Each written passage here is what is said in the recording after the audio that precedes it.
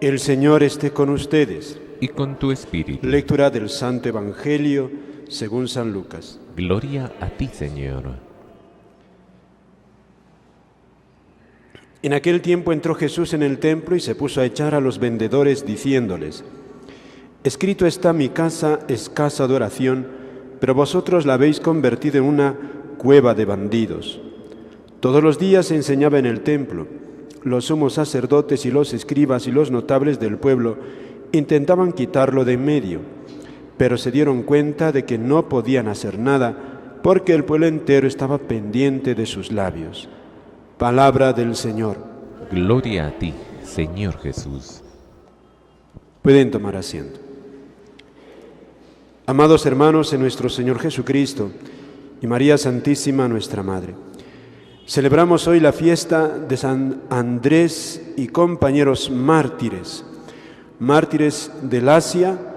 Ellos son de lo que es ahora Vietnam, mártires que empezaron ellos a dar su vida por el Señor, por nuestra fe, por los siglos XVII, XVIII y XIX.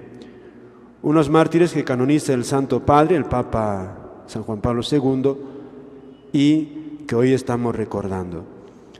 ¿Cuál es la peculiaridad de estos santos mártires asiáticos?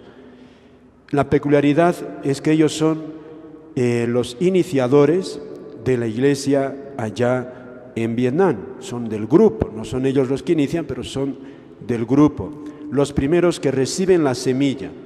En el siglo XVI entra también ahí la Iglesia con sus misioneros, y más o menos vive tranquilo, pero a partir del siglo XVII ocurre lo que ya se temía, y es que se rechaza, un grupo rechaza la fe que se le está llevando, pero un grupo también pequeño lo acepta, y ahí están, que por aceptar la fe van a ser perseguidos.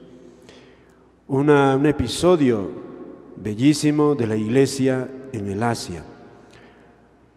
A América la Iglesia entra con mucha fuerza en el siglo XVI.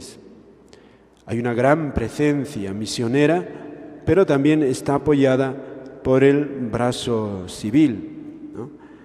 Y también son las circunstancias que rodean América, y es que los aborígenes pues quedan como anonadados, quedan impresionados y no saben sino, en general, aceptar lo que se les está llevando, porque ven en los misioneros también, ven una luz que les libera de muchos sufrimientos, incluso sufrimientos humanos. Pero en el Asia es distinto, distinto. La Iglesia entra con fragilidad, solamente entra con los misioneros especialmente, la presencia civil va a ser frágil, y sabemos que el Asia pues también tenía una presencia cultural mucho más fuerte que América, entonces no se dejan impresionar tan fácilmente, por eso China no va a ser penetrada, y Japón va a ser también muy impermeable, porque Japón tenía una gran cultura, ¿no? Entonces no se hacen impresionar tan fácilmente por los europeos. Y eso también va a hacer que la Iglesia entre con mucha humildad. Y aquí está precisamente la fuerza de la Iglesia. Los misioneros entran con el poder del Espíritu Santo. Entran con el poder de su testimonio evangélico. Entran al Asia sobre todo porque ven en ellos, como vieron en San Francisco Javier los japoneses, un hombre de Dios. Vieron hombres sacrificados, pobrísimos, castísimos. Hombres incluso que obraban milagros. Y ese testimonio impacta en los corazones nobles de los oyentes asiáticos. Esa vida que ven de pobreza, de una castidad casi angélica, de un amor hacia los pobres, de una ternura maternal hacia los más frágiles, de ese no ver en ellos espíritu de odio, de venganza, de amargura hacia aquellos que les persiguen, impacta en el pueblo. ¿Quién no puede quedar impactado al ver esas actitudes tan nobles? Por eso muchos deciden abrazar la fe aun a costa de sus vidas, a costa de sus vidas. Y esos son estos mártires que recibieron la fe de los misioneros y sabían muy bien a qué se arriesgaban. Sabían que arriesgaban sus vidas, perderlo todo aquí. Y esto, queridos hermanos, para nosotros es muy actual. Y también con lo que hemos escuchado en las lecturas. El libro de los Macabeos, famosísimo libro en la Sagrada Escritura, demuestra ese celo que tienen por Dios los verdaderos judíos de ese tiempo. Un amor lleno de verdadero celo por el bien de Dios. Y van a perder todos sus bienes, van a huir a la montaña, porque les persiguen a ellos por ser fieles a Dios. Un sufrimiento extraordinario. Y hemos escuchado precisamente hoy en la lectura cómo después ya de muchos sacrificios, estos hermanos famosos reconstruyen el altar del templo que había sido profanado y, qué bonito dice, y lo volvieron a consagrar, la casa de Dios, cantando himnos, tocando cítaras, laúdes y platillos. Y todo el pueblo se postró en tierra, adorando y alabando a Dios por ese acontecimiento que estaban celebrando. Alegres porque había sido insultado la casa de Dios, que es Dios mismo, y ellos consuelan a Dios. Entonces es la historia de un pueblo, de unos hermanos que buscan ellos dar honor a Dios, como los mártires también, buscaban solo el honor de Dios.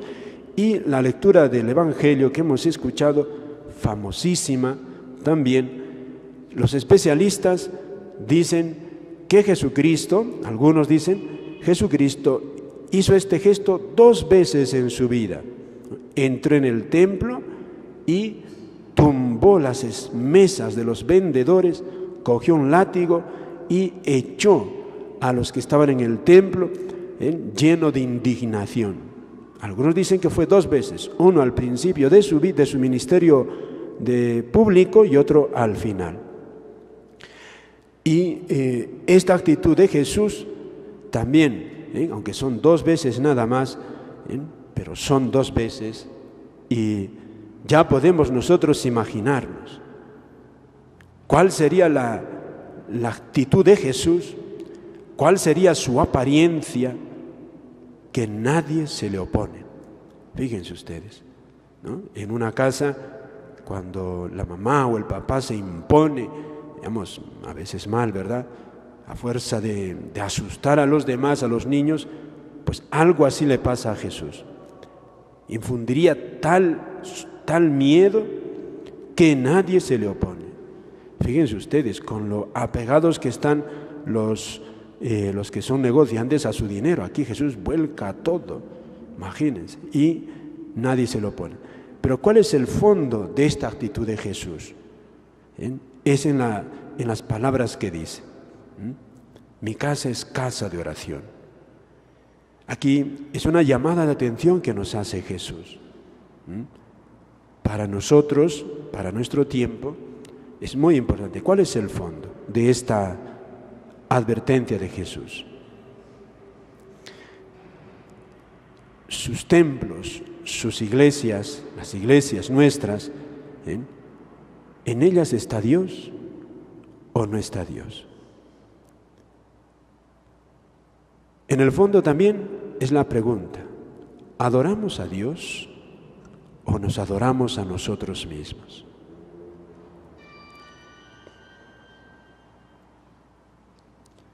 Esa es la pregunta. O más todavía, ¿Dios es alguien que existe para nosotros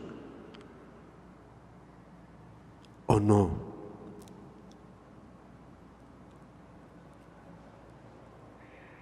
Si rompen una foto nuestra, pues bueno, si ve a una persona enojada, te ha roto la foto, bueno, tú te duele, pero bueno, dices, bueno, es un papel.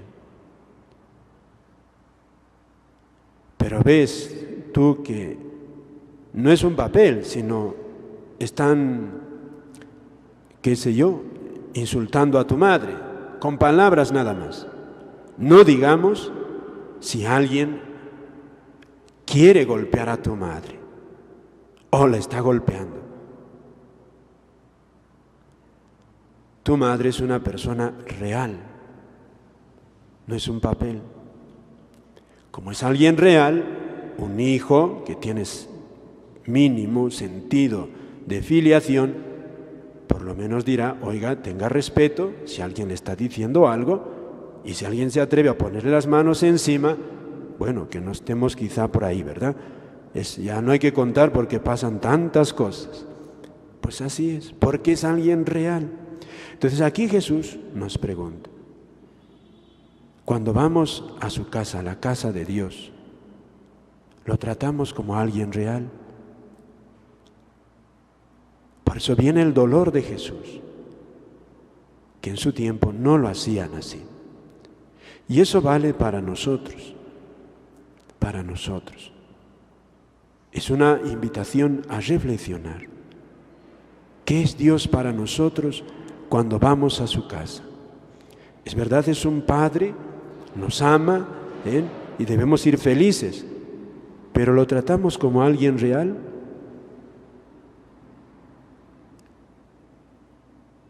Por eso aquí preguntas tan sencillas que podemos hacernos. ¿Cómo doblamos la rodilla? ¿Cómo participamos de la misa? ¿Con atención? ¿Nos preparamos para ella? ¿Sabemos responder las oraciones? ¿Conocemos por qué se tienen que responder esas oraciones? ¿Qué partes tiene la misa? ¿Y cuál es su importancia? ¿Cuál es su significado? ¿Qué está ocurriendo realmente en la Santa Misa? ¿Qué bienes nos aporta la Santa Misa? El ir a la casa de Dios.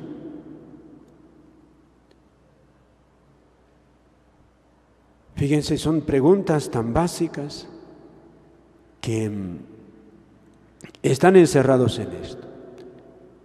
Jesús tuvo un dolor inmenso al ver que la casa de su Padre no era tratada como tal.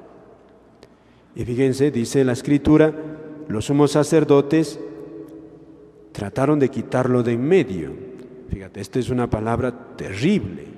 Es decir, querían matarlo y ahí. Pero no podían. Porque el pueblo, dice, estaba pendiente de sus labios. Es decir, el pueblo aprobó la actitud de Jesús, porque se daba cuenta que algunos estaban abusando del lugar sagrado. Y el pueblo, pero las autoridades no hacían nada. No hacían nada. Hoy se ve, queridos hermanos, a veces, no sé si a veces o con mucha frecuencia, sobre todo cuando se acude a matrimonios, cuánto dolor sufre Jesús por muchas actitudes. Hay gente que va solo por compromiso y a veces no saben siquiera qué es lo que están haciendo, cómo se va, con qué actitudes, ni se arrodillan. A veces parece que ni creen en la Eucaristía, cómo visten. Parece que van casi a una fiesta de mundo.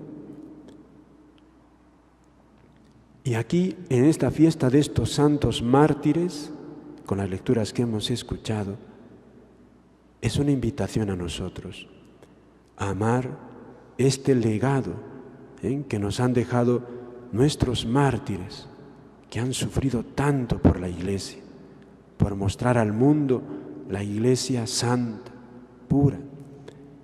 Luchar por ella, porque estamos hoy asediados por un mundo que quiere incluso meterse en la Iglesia y hacerla mundana, como un club de gente que va a sentirse bien.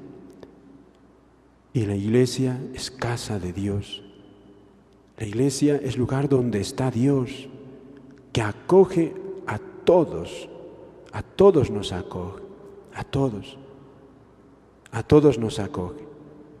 Dios no rechaza a nadie, a todos nos acoge, pero precisamente porque nos acoge a todos, nos quiere acoger a nosotros, no de cualquier manera, no dejándonos a nosotros en nuestra actitud de pecadores. Nos quiere sanar,